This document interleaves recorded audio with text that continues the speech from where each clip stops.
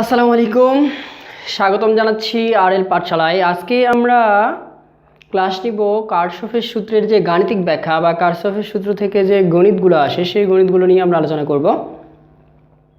তো এর আগের ক্লাসে আমি তোমাদের কার্শফের সূত্র বুঝিয়েছিলাম। আজকে কার্শফের সূত্রের যে গাণিতিক ব্যাখ্যা বা কার্শফের সূত্রের যে গণিতগুলো আসে সেই গণিতগুলো নিয়ে আলোচনা করব। তো ভিডিওটা না টেনে সম্পূর্ণ দেখার চেষ্টা করবেন, কারণ ভিডিওটি স্কিপ করে দেখলে টপিকটি একদমই আপনারা বুঝতে পারবেন না। তো কার্শফের সূত্র ব্যাখ্যা করার জন্য আমরা দুটো সূত্র শিখেছিলাম। একটা শিখেছিলাম আমরা কেসিএল এর সূত্র, আরেকটা শিখেছিলাম কেভিএল এর সূত্র। কেসিএল এর সূত্রটা কি ছিল?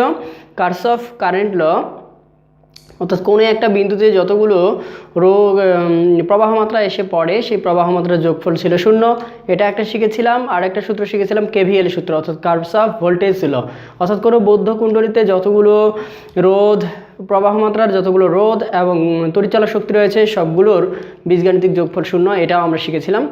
তো আমরা যখন কার্শফের সূত্রগুলো বা কার্শফের কোনো অঙ্ক যখন আমরা সমাধান করব তখন কেসিএল এবং কেভিএল দু ধরনের সূত্রই আমাদের কাজে লাগবে।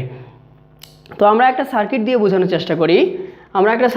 যদি আমরা বোঝানোর চেষ্টা করি তাহলে দেখতে পাবেন আমরা এখানে একটা সার্কিট অঙ্কন করি।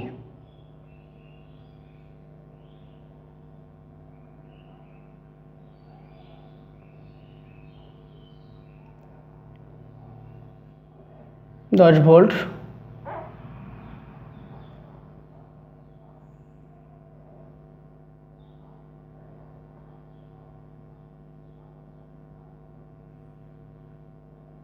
30 ভোল্ট, আচ্ছা।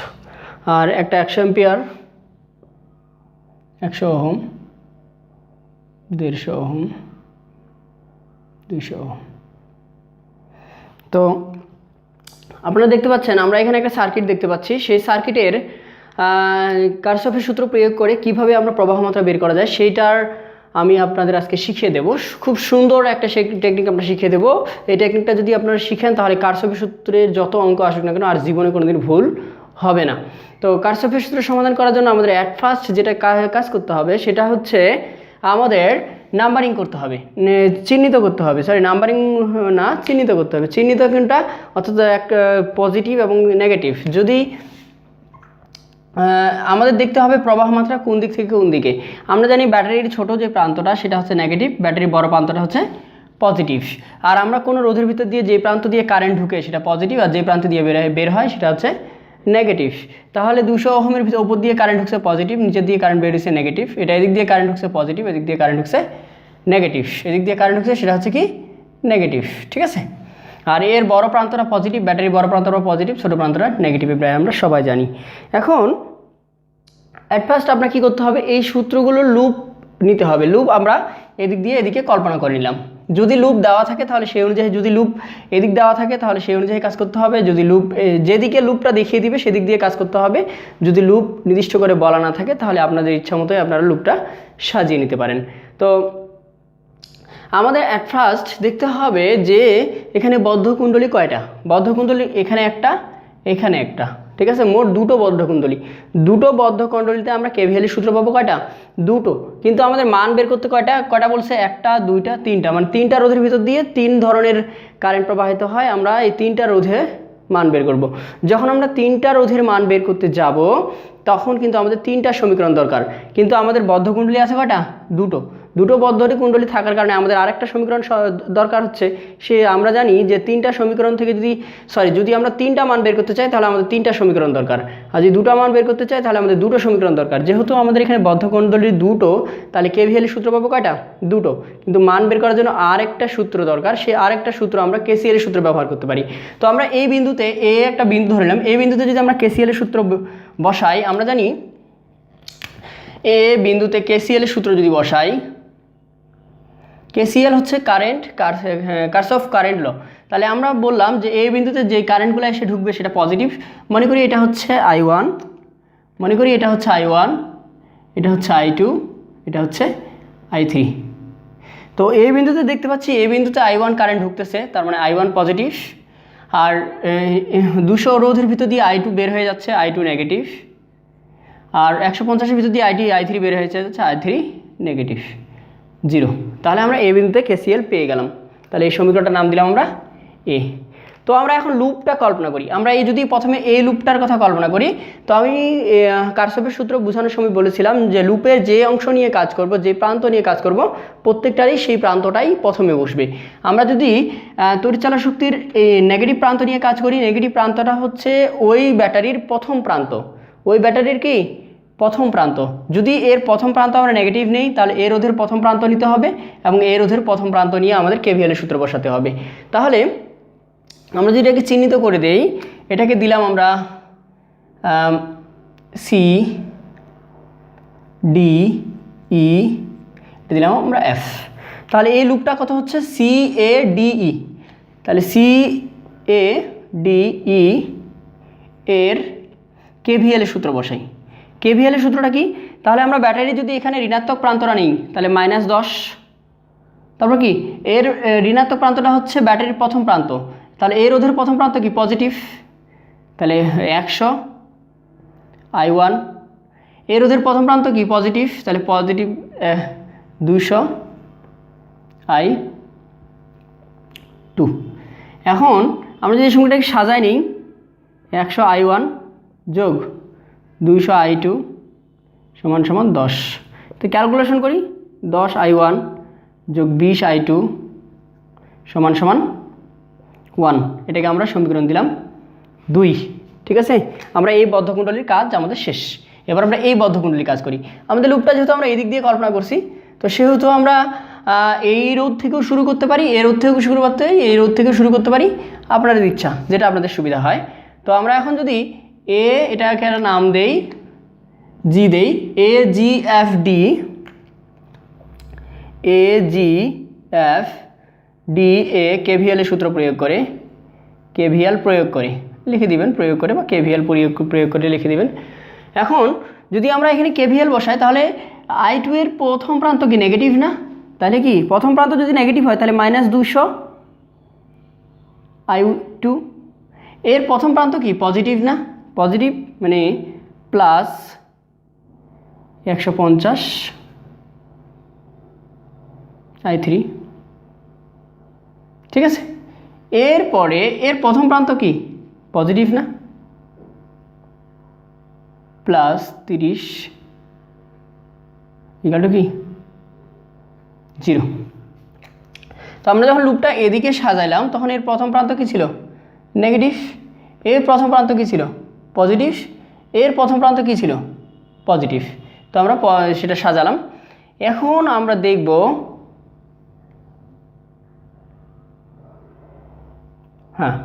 এখন আমরা দেখব যে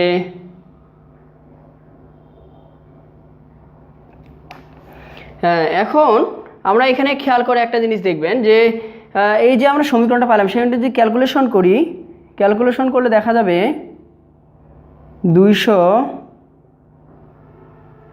I2 150 I3 সমান সমান -30।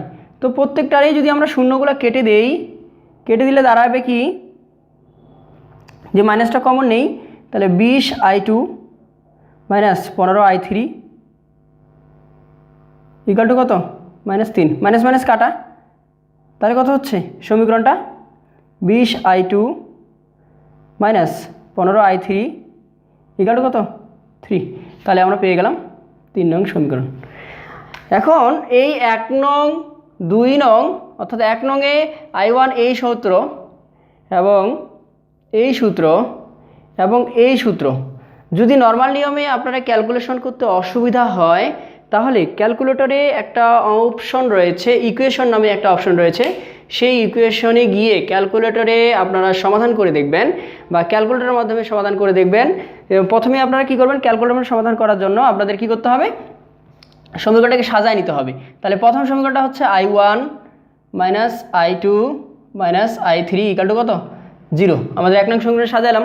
2 নং সমীকরণে হচ্ছে I1 এর জায়গায় 10 I1, এরপরে কি I2 এর জায়গায় +20 I2, এরপরে কি ধ্রুবক পদ আমাদের I3 নেই, তাহলে 0 × I3 ইকুয়াল টু 1।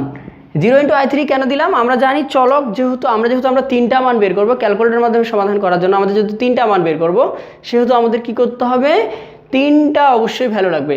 এখন 0-র সাথে যদি আমরা i3 গুণ করে দিই তাহলে কী হয়ে যাবে, 0 হয়ে যাবে, তাহলে এটা কোনো ভ্যালু থাকবে না। ঠিক আছে, তাহলে আগের সমীকরণটা আমরা পেয়ে যাব।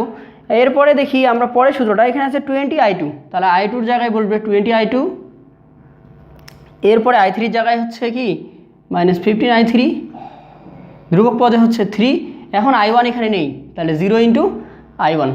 এখন ক্যালকুলেটরে যদি আপনারা ক্যালকুলেটরে ইকুয়েশন মুডে গিয়ে যদি আননোন 3 অপশন রয়েছে, আননোন 3 অপশনে গিয়ে যদি আপনারা পরপর a1 b1 c1 d1 এবং a2 b2 c2 d2 এবং a3 b3 c3 d3 মান বের করেন, তাহলে খুব সহজেই আপনারা i1 এবং i2 এবং i3 বের করে নিতে পারবেন। ঠিক আছে, ভিডিওটা যেন বড় না হয় তার জন্য আমি আপনাদের ক্যালকুলেটর এখানে লিখে দিবেন যে যখন উত্তরগুলো বের হয়ে যাবে তখন বাই ক্যালকুলেটর এটা লিখে দিবেন। লিখে দিলে আপনাদের আর কোনো অবৈধতা থাকবে না।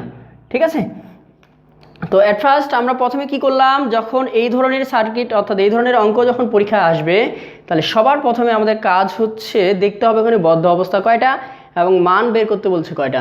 যেহেতু আমাদের এখানে বদ্ধ অবস্থা 2টা, মান বের করতে বলছে 3টা, সেহেতু অবশ্যই আমাদের এখানে কেভিএলও বসাতে হবে, কেসিএলও বসাতে হবে। এক কথায় মনে রাখবেন যে যদি আমরা কারশফের সূত্র প্রয়োগ করে কোনো বর্তনীর সমাধান করতে চাই, ওই বর্তনীতে কেসিএলও বসবে, কেভিএলও বসবে। তো অ্যাট ফার্স্ট আমরা কি করব, কোনো একটা বিন্দুকে ধরে আগে কেসিএল বের করে নিব। আমরা যেমন এখানে কি করছি, এ বিন্দুকে ধরে আমরা কেসিএল দিয়ে একটা সমীকরণ বের করে নিয়েছি। এরপরে এইখানে একটা বদ্ধ অবস্থা ছিল, এই বদ্ধ অবস্থা এবং এখানকার একটা বদ্ধ অবস্থা, অর্থাৎ এই বদ্ধ অবস্থায় আমরা কেভিএলের সূত্র একটা পাইলাম বা সমীকরণ একটা পাইলাম এবং এই বদ্ধ অবস্থায় কেভিএলের একটা সূত্র পাইলাম।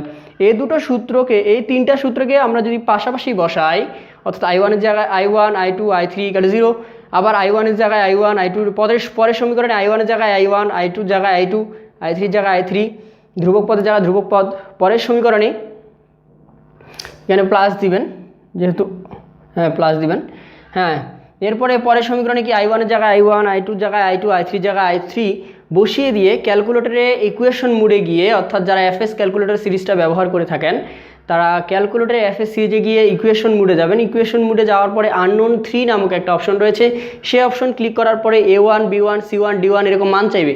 a1-এর জায়গায় আপনারা i1-এর ধ্রুবক, i1-এর সহগ বসাবেন, i1-এর সহগ 1, আর i2-র জায়গায় বসাবেন -1, i3-র জায়গায় বসাবেন -1, d1-এর জায়গায় বসাবেন 0।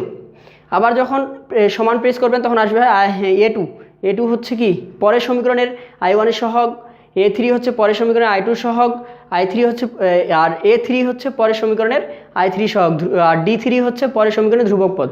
আবার সমান চাপবেন, সমান চাপার পরে আবার আসবে কি a1 a2 গেল, এবার a3-র ক্ষেত্রে আসবে, 3-র জায়গায় 3 বসাবেন, এখানে i2 b3-র জায়গায় b3 বসাবেন, d3-র জায়গায় d3 বসাবেন, c3-র জায়গায় c3 বসাবেন, d3 সমান প্রেস করলেই আমাদের a1-এর মান বেরোবে। আবার সমান প্রেস করবেন, b1-এর মান বেরোবে, a1 মানে কি i1, আবার সমান প্রেস করলে b1 মানে কি i2, আবার সমান প্রেস করলে c1 বেরোবে, c1 হচ্ছে i3। ভিডিওটি যেন লম্বা না হয়, বড় না হয়ে যায়, তাই আমি আপনাদের সব জিনিসটা শর্টকাটে বুঝিয়ে দিলাম।